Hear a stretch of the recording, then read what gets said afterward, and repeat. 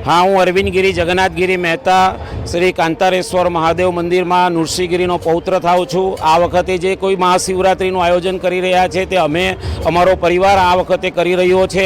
अने ए जे महाशिवरात्रिनुं आयोजन एटला माटे महत्वनुं थई गयुं छे के छेल्ला 2 वर्षथी आपणे आ महाशिवरात्रिनुं आयोजन आपणे कोरोनाने लईने नहीं करेलुं हतुं। भगवाननी दयाथी कांतारेश्वर दादानी दयाथी आ वखते कोरोना काबूमां छे। सरकारे आपणे संपूर्ण रीते मुक्ति आपी छे એટલે આ વખતે આપણે ભવ્યાથી ભવ્ય આયોજન કર્યું છે। મળસ્કે 3 વાગ્યાથી લઈને પૂજા શરૂ થઈ ગઈ છે। અત્યાર સુધીમાં 2 દૂધની જળાધારીઓ પણ થઈ ગઈ છે અને 50 થી 60 હજાર ભક્તોએ દર્શન કરી લીધા છે। અને આ બાદ પણ આખા દિવસમાં અમને પૂર્ણ શ્રદ્ધા છે કે 2 થી 3 લાખ ભક્તો દર્શન કરશે, કેમ કે છેલ્લા 2 વર્ષથી દર્શન આપણે ઘણા નિયમોની વચ્ચે કરેલા હતા અને આ વખતે સંપૂર્ણ મુક્તિ આપવામાં આવી છે। આપણે આજે સવારથી આયોજન જે કર્યું છે તેમાં 8 વાગે ધજાવરોનું કાર્યક્રમ કર્યું છે। અત્યારે 9 વાગવામાં આવ્યા છે તો પાલખી યાત્રાનું આયોજન થઈ રહ્યું છે।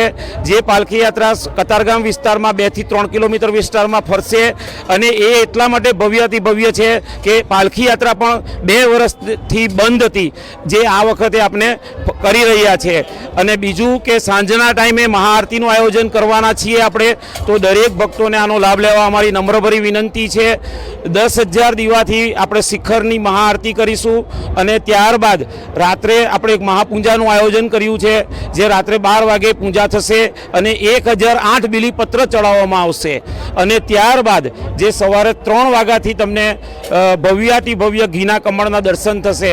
તો એ દર્શનનો લાભ લેવા પણ અમારી સુરતની ધર્મપ્રેમી જનતાને મારી આગ્રહભરી વિનંતી છે, કારણ કે આ જે દર્શન છે એ મહાકાલ રૂપમાં તમને દર્શન થવાના છે। ઘીના કમળ એક અલૌકિક દર્શન છે અને તમને જે અત્યાર સુધીના ઇતિહાસમાં નથી થયા એ રીતના દર્શન થશે। તો આવતીકાલે પણ દરેક ભક્તો ઘીના કમળનો લાભ લે એવી અમારી નમ્ર વિનંતી છે।